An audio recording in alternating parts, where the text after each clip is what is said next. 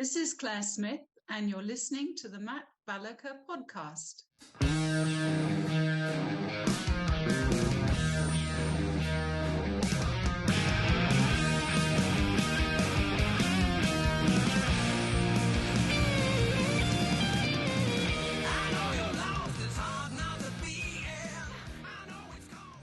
Hello, happy people out there. Thank you for making my day just by tuning into this program. If you want extra credit, please like, subscribe, and share. Well, today's guest is a delight because so many of us talk about making the world a better place, but this woman today has dedicated her career to doing it. She spent 35 years in the financial services industry and now is the founder of Beyond Investing. Beyond Investing was established in 2017, and it's focused on investing in companies that accelerate the transition to a kinder, cleaner, and healthier world. Please join me in welcoming Claire Smith to the program. How are you doing, Claire? I'm doing very well. Thanks, Matt. Well, you're increasing our international appeal. Where are you joining us from today, Claire? Okay, so this evening I'm in Geneva in Switzerland. Well, hello, Geneva, Switzerland. And we have a mutual friend, Catherine Hill Ritchie, and I've known her for, decades.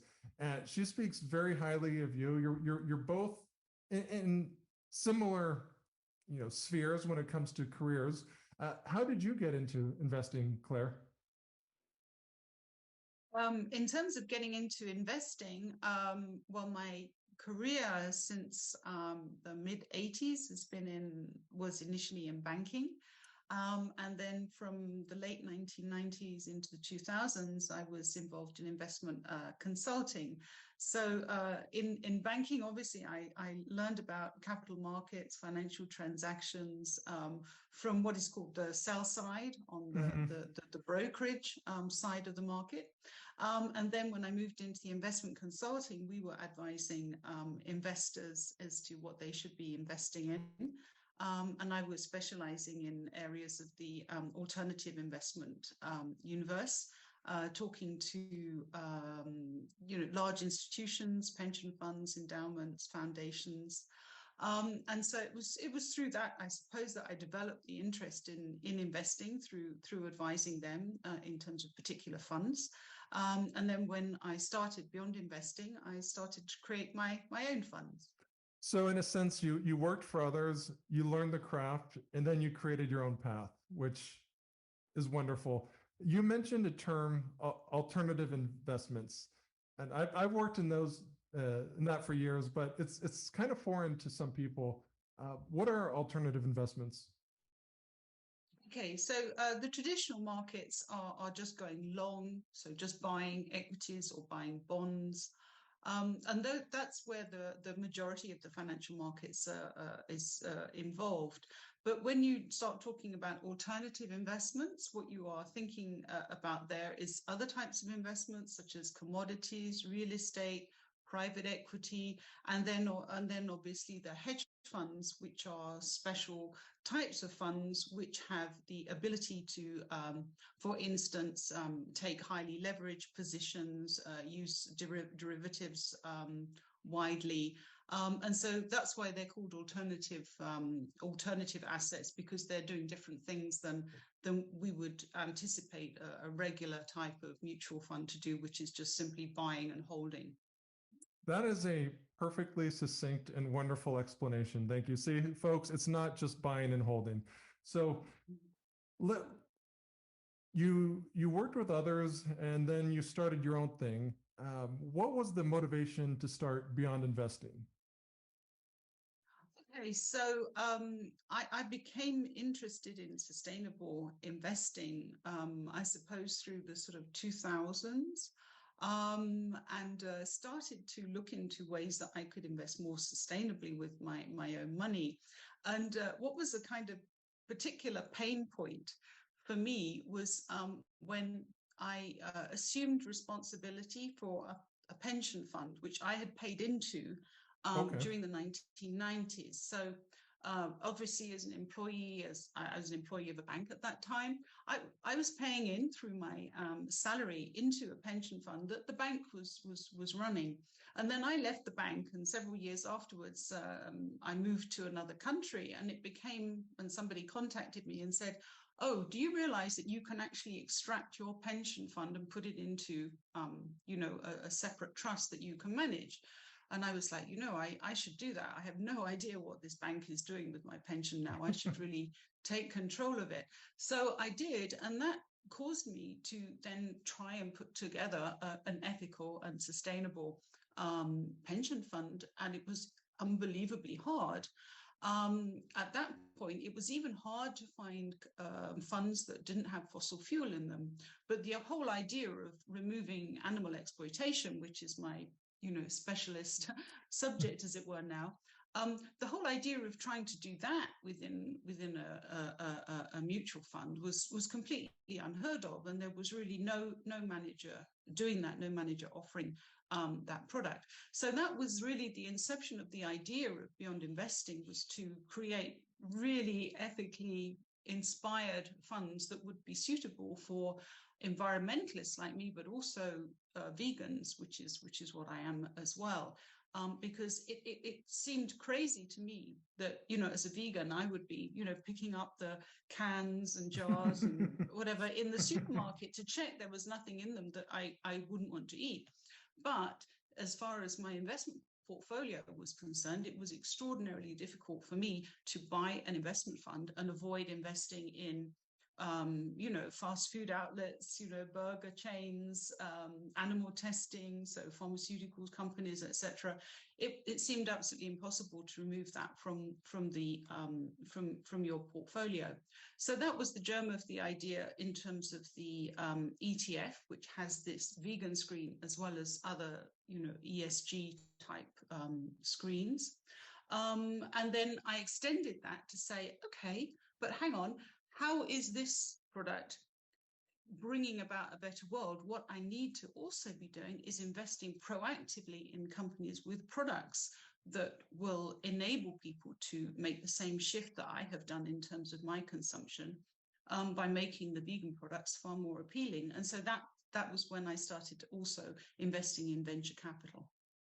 So you didn't take a passive approach. You essentially are creating the change you want to see. And you mentioned lots of good stuff, but many portfolios, Claire, don't have an ingredient list. You can't just look on the back. You might know the names of the companies, but it's pretty hard to dig in and find out what they're all about. I mean, why did you continue? I mean, you could have just thrown in the towel and done something else, but what kept you going? Well, I mean, it was, as I said, it was the germ of an idea. And then when I decided that the only thing that I could do to bring that to fruition was actually to stop what I was doing, working for another company, and create my own company, I was very fortunate to find some people that I could work with, particularly in terms of creating the ETF and doing the research involved in order to ensure that the stocks within the portfolio are complying with the screens. And then separately, I also partnered up with a company in Geneva that is an impact investing company that had some sustainable food funds. And I was able to work with them to create my own sort of vegan version of a venture capital fund as well. And so, with the support of some other people, I was able to put the first funds together, the first venture capital fund, create the index, launch the first ETF. And now we're at the point, I have two other venture capital vehicles currently. Another one is hopefully coming into fruition shortly. And I've put together some other products in Europe as well. And hopefully we'll be launching some more ETFs soon as well. So, slowly but surely, we're building out the platform to enable people to be able to invest from the largest stocks all the way down to the startups, but be taking on board this whole vegan concept in their investing. That's remarkable. And I like how you just so kind of easily talk about, I created one fund and then another. For people out there, creating one is difficult. And you're able to do several. What was the initial pitch like? Because whenever you're doing something for the first time, there's going to be headwinds. Like what did you tell people, and what was the pushback you faced? Well, I mean, I think what's quite nice about the area that I'm in is that there are so many, let's say, touch points or features that people can buy into. They don't actually need to be vegan for a start.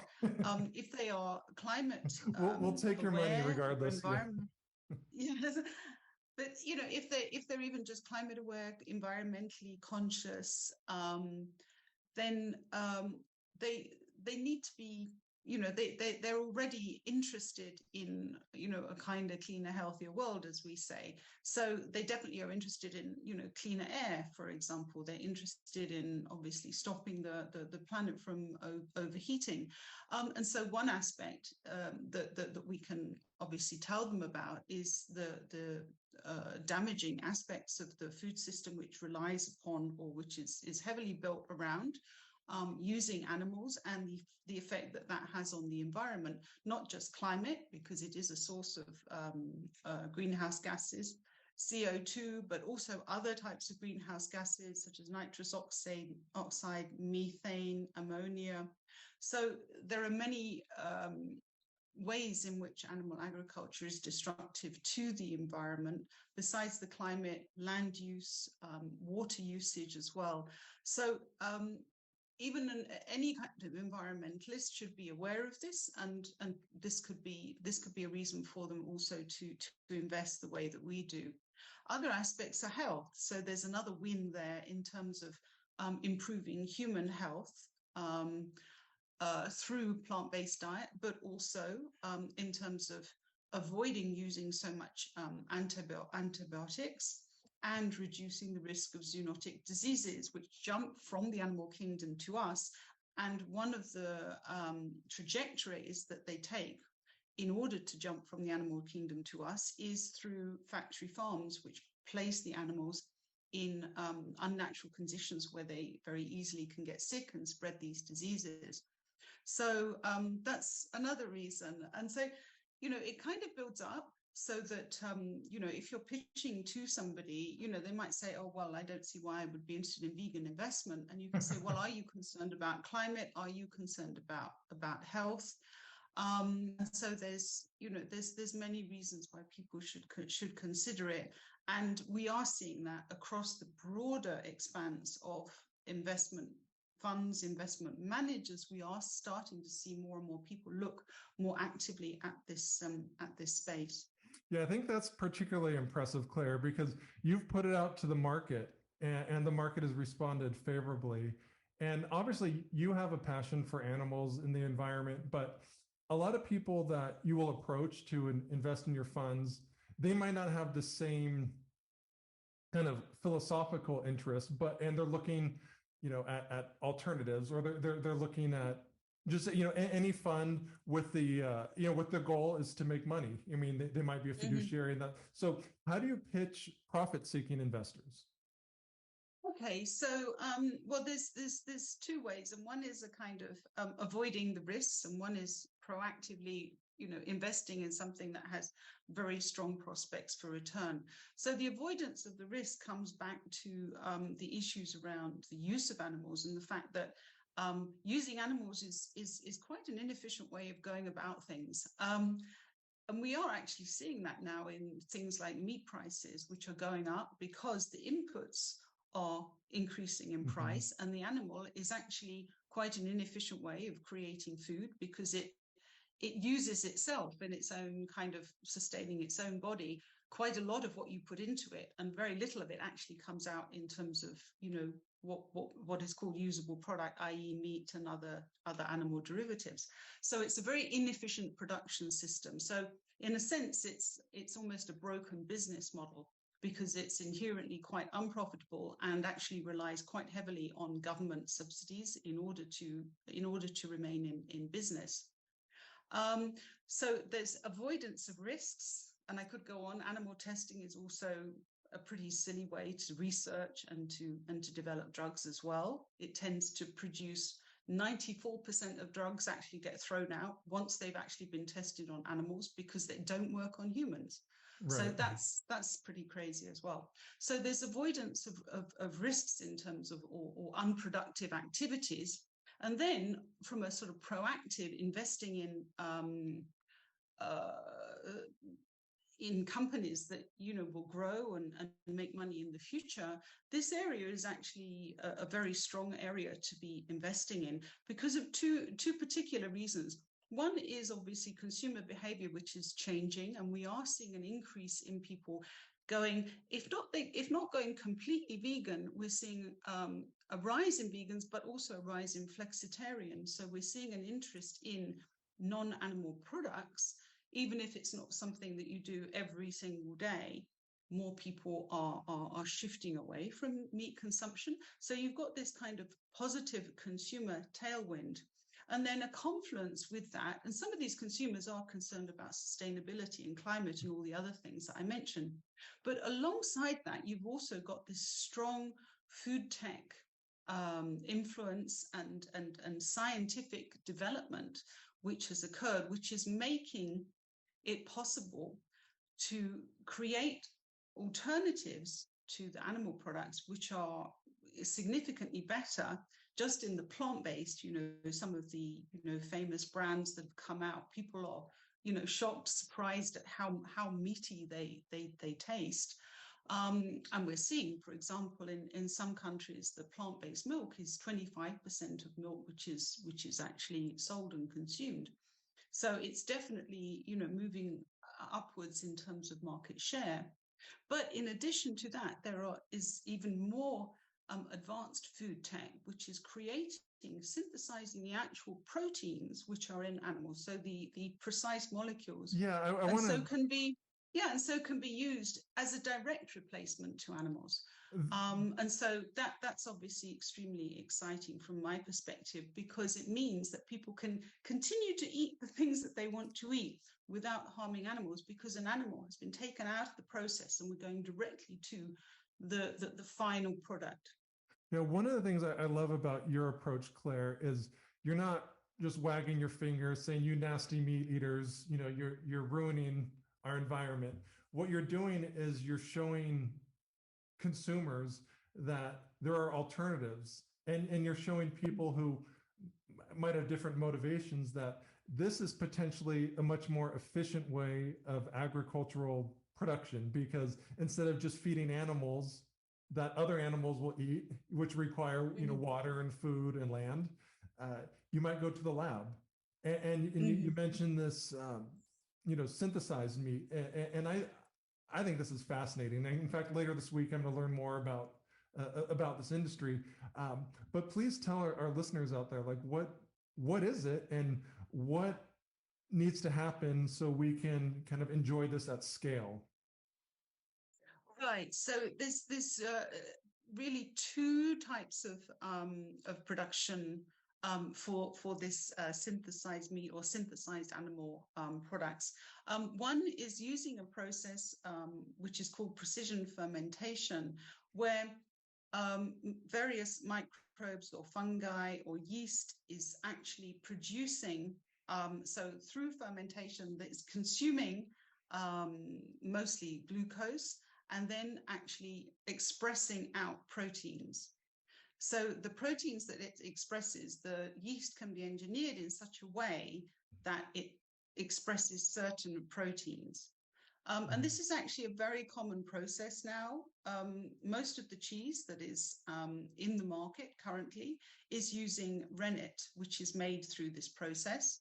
And also all of the commercially available insulin is made using this process. So it's a very safe process, and it's accepted by you know, entities like the FDA, etc. So the way that this works is that it's through fermentation, which is consuming the yeast. The yeast is then expressing this protein, and the precise proteins are the same proteins which come from animals. So examples of this, the two companies that I've got in my portfolio, one is called Geltor, and the other one is now called the Every Company. It used to be called Clara Foods, and they were one of some of the first to apply this to the animal products that people consume. One of which creating collagen, which is obviously part of skin. Yeah. It comes from skin. It comes from the skins of animals or fish scales currently, but they've actually synthesized it in such a way that it is a pure collagen product. It doesn't need to be extracted from animal bones or tissues. And that's actually now being used in cosmetics, and it will be used in food products. They're moving into the food space as they manage to produce it in larger quantities. And the same thing with the Every Company, although they're focusing on egg whites. So they are identifying and isolating the proteins that are contained within egg whites and then creating those proteins. And so if they produce all of the proteins that are in egg whites, then they can basically synthesize an entire egg white, which is not just one type of protein. And the benefit of that is that it can be used in exactly the same way that egg whites are used today in all of the different cooking and baking types of uses. So that's one side of it. The other side of it that people talk a lot about is cellular agriculture, sometimes known as lab-grown meat, which is, not the most I like cellular concept. agriculture better. Yeah, but please continue. Yes, exactly. Cellular agriculture basically means, growing cells. Other ways that it's called is cell-based meat or cultured meat, cultivated meat.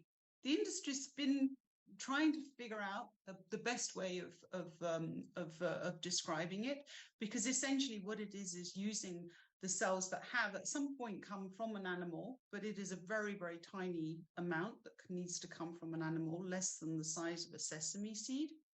Wow. And that can actually then be grown by surrounding it with a media, which essentially the media is feeding the cells. So the cells are essentially consuming the media that they're in suspension in. So the media is like a liquid which contains glucose and various growth factors, minerals, and the cells are growing within the media in the same way that they would grow within the animal. But they are not within the animal. They are within the media and just growing themselves. So that requires obviously a lot of technical expertise in terms of tissue culturing, in terms of developing the media in such a way that it's optimized, that from an economic standpoint, you're not spending too much on the growth factors, which have only really been used in the pharmaceutical business up until now.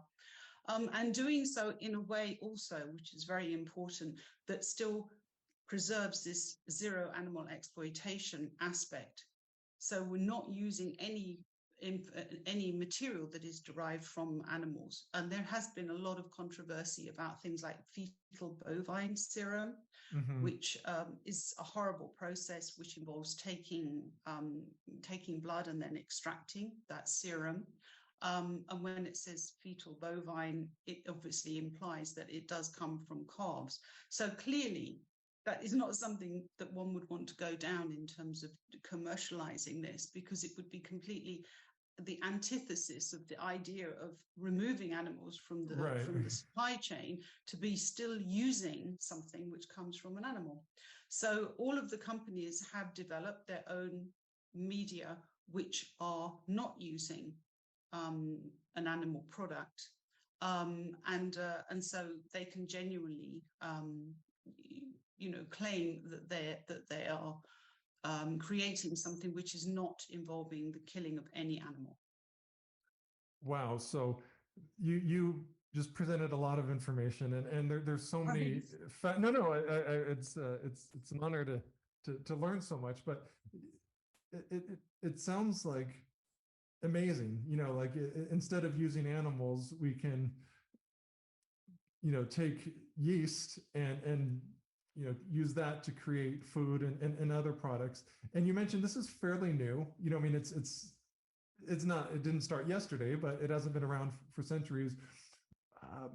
On a larger scale, Claire, what can we do, or what has to be done so most of our products, if we want at the supermarket, are grown, for lack of a better word, this way? Okay, so obviously the economics improve with scale. And so all of the companies in this area are going through this process from a kind of bench scale through to pilot plant scale to then industrial scale. And the companies are at different stages in this process. From the precision fermentation side of things, they are ahead of the cellular. Why? Because there's already bioreactors that can be used. There's already companies that can help. Once you've developed the strain and you can create the protein, there are companies out there which can allow you to use their equipment to increase your production. And the technology around this is about, okay, can we achieve the same results that we achieved at bench scale, but in a larger vessel? And once they've done that, then they can just, grow more and more of these proteins. So those companies are a little bit further advanced. With the cellular, there's the issue of scale and getting the same results at scale. But there's also an issue with the cellular, which is that some of the inputs, particularly in the media, the growth factors that I mentioned earlier, have been extraordinarily expensive up to now because they've only been used within a pharmaceutical context.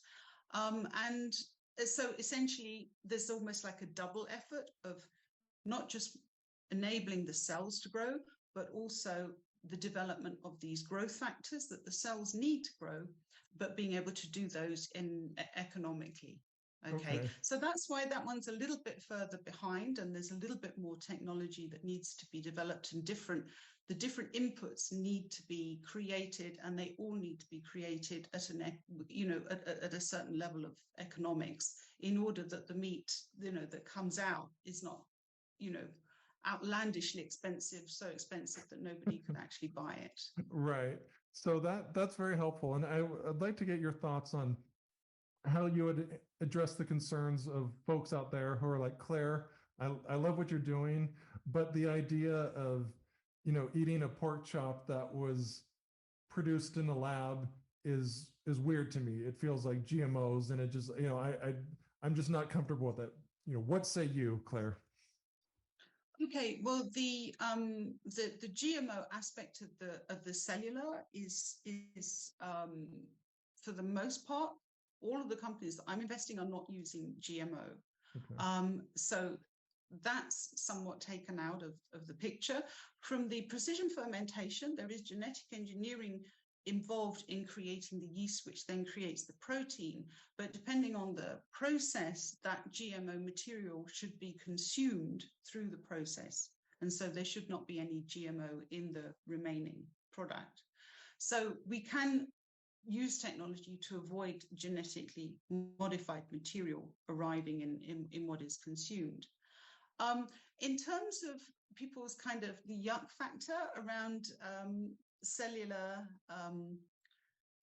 agriculture, I have to say I find that a little bit of a struggle to understand, because from where I'm standing, I'm looking at it as a process where you have the cells, they're growing, they're in a vessel, they're in a kind of clean environment. There's no antibiotic usage, there's no possibility of disease because they're in these sealed tanks. And so inherently, I see it as a much cleaner process than what is the actual process by which meat is arriving on our tables currently. Which, frankly, if people were to see, I think that they would find it maybe even yuckier. Yeah. But obviously, it's not something that too many people actually get to see, and sometimes these people only get to see it by virtue of people going undercover and actually filming in factory farms or in slaughterhouses and then bringing it to the public's attention. So if we were to put films side by side of this kind of clean lab or stainless steel reactor versus the reality of a factory farm or a slaughterhouse, then I think that would be actually a fairer comparison. Because essentially one is a lot cleaner process than the other, but people maybe don't realize that. Yeah, it sounds like it's a matter of familiarity and knowledge and understanding. You're more of a, kind of boots on the street view of it. And now, hundreds of millions of people who listen to the Matt Balaker podcast will have a better understanding of cellular agriculture. So another question I have is, okay, so you're clearly passionate about veganism and its products, but when you make investments, you can't do it just on your heart and on your passion. You have to look at what will generate returns, and you've done an admirable job of that. What are some of the markers you look at, Claire, when you're evaluating an investment? Okay, so there's a little mantra which I had when I'm just initially first looking at a company before I will do any further work on it. And I call them, the 3 S's: superior, scalable, and sustainable.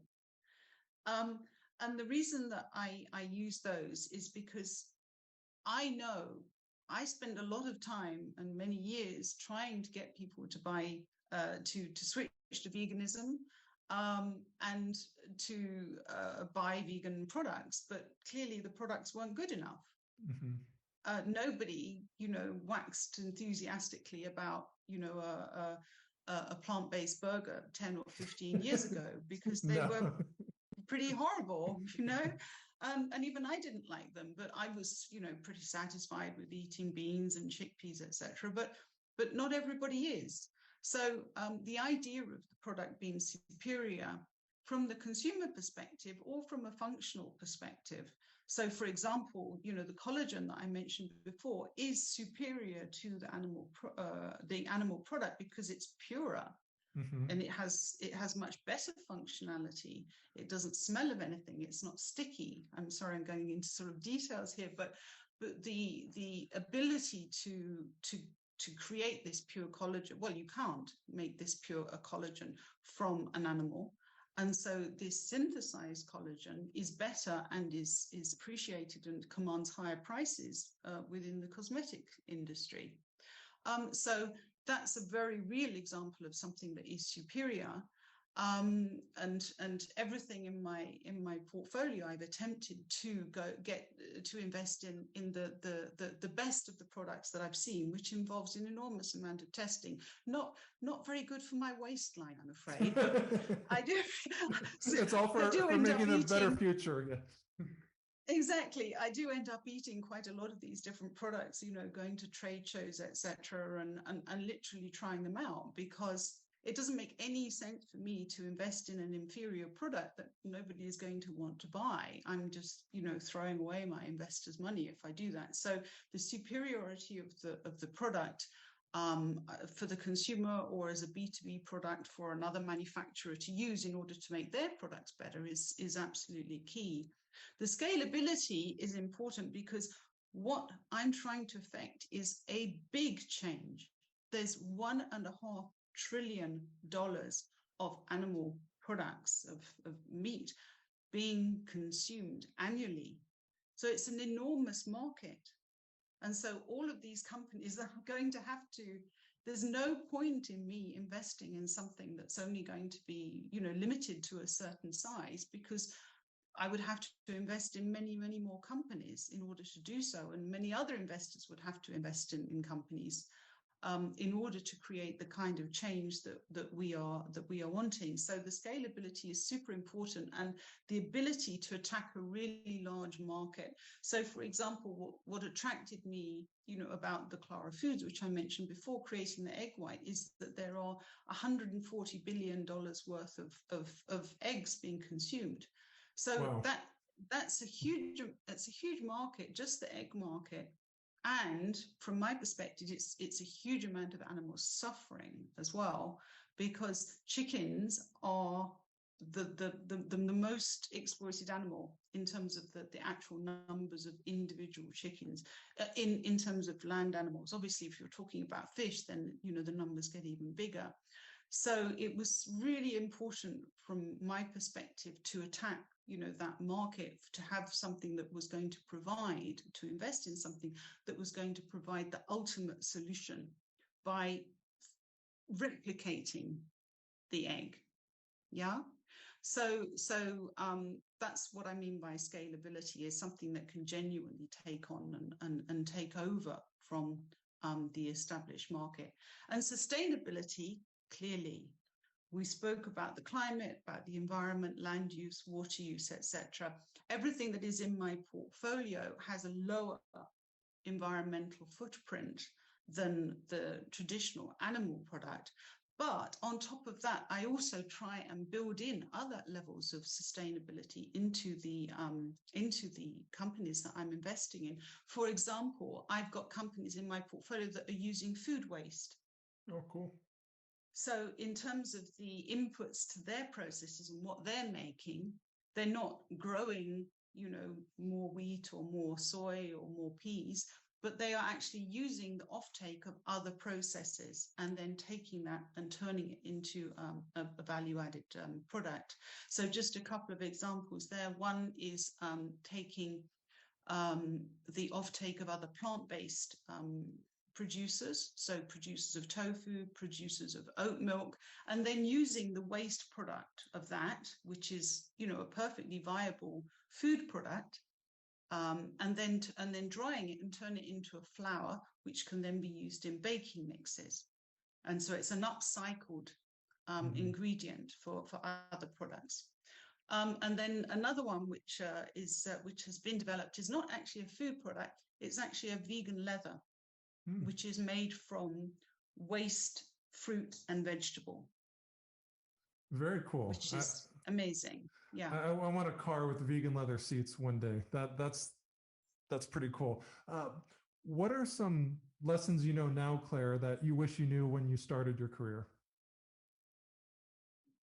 Oh Lord.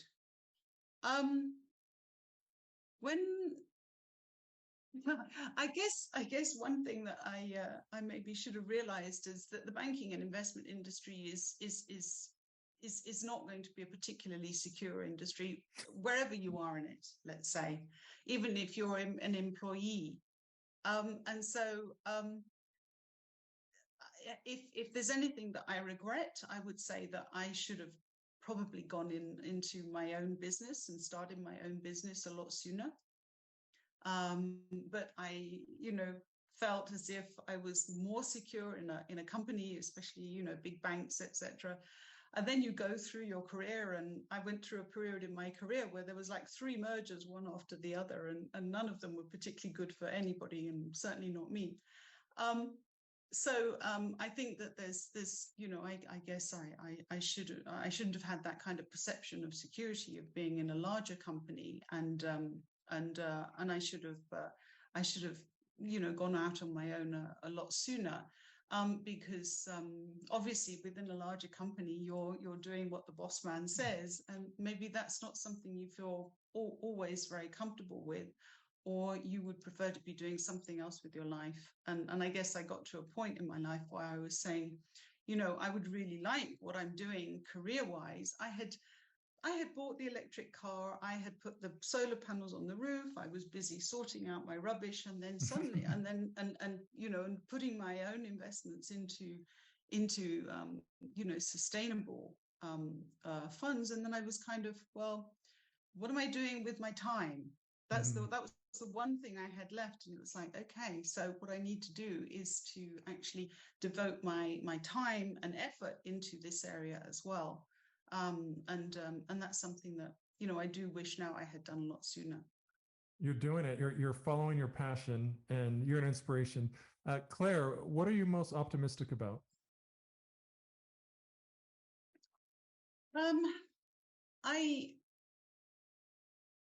I am optimistic about this area. It's going through a tough time at the moment. It has to be said, because a lot of the kind of novelty factor around these products is, you know, has faded. People were very focused on health and consciousness and wellness, etc. during the COVID. I mean, if you're trying to find a silver lining to that, whereas now people are going back to their normal routines, etc. So we are seeing a little bit of I wouldn't say quite depression, but a little bit of a sort of flattening off in terms of the growth expectations in this area. But what I think people really do appreciate is the technology in this space, which is making these products sort of, you might not be seeing it, but under the hood, they're getting better and better and better. And quite strikingly so that it gets more and more difficult for people to say, oh, well, I prefer meat, when you've got something that is, such a equivalent and has so many other advantages, possibly for their own health and certainly for the planet. So I do feel that there is that consciousness developing, and as the products get better, as people become more conscious, but also the products get better and better, the arguments, to not actually try them and not use them, tend to diminish as well. And so I do see and obviously the economics in some countries in Europe, for example, the plant-based meats are cheaper than the regular meats now. And as I said, with scale, that will only get more and more so. And so if people are voting with their pocketbook, which is what they do when they go to the supermarket, and especially with the current crises of inflation, etc., it becomes compelling. And so we will reach a tipping point in these products where, the demand is there from the consumer. The prices are going down. As the demand increases from the consumer, the prices go down and even further. And so, we can touch an even larger proportion of the population. And I do see this happening. It's happening over a period of years. I think there was a lot of hype in the sector a year or so ago, as if everything was going to change overnight. That doesn't happen. But in the same way as we saw with the tech bubble and all the rest of it, sometimes there's a bit of a dip, and then ultimately it takes off again. And that's where I see us at the moment. And I am seeing some amazing bargains as well in terms of the investment sphere, where companies with revenues, with growth, are available at much lower valuations than they were a year ago. And so it is actually a very good time to invest. So there are opportunities if you're willing to look for them. So Claire, thank you so much. Where can people learn more about you, about Beyond Investing, and some of the other stuff you're involved with? Okay, yes. So we have various social media. We have our websites, beyondinvesting.com for the listed side, beyondimpact.bc for the venture capital side. I've also created a portal which has tons and tons of information about this area called Beyond Animal. And in addition to that, people can also register to see direct deals if they are accredited investors or such like, if they can actually access investments directly themselves. And we have all our socials as well, on LinkedIn, on Twitter, on Instagram, on Facebook. So we're pretty easy to find, and it's always Beyond Investing, Beyond Impact, Beyond Animal. So you can see that we're getting a lot of mileage out of the word beyond as well. Well, I'm beyond honored that you joined us today. Claire Smith, thank you so much for being on the program. Really appreciate it. It's a pleasure. Thank you very much, Matt.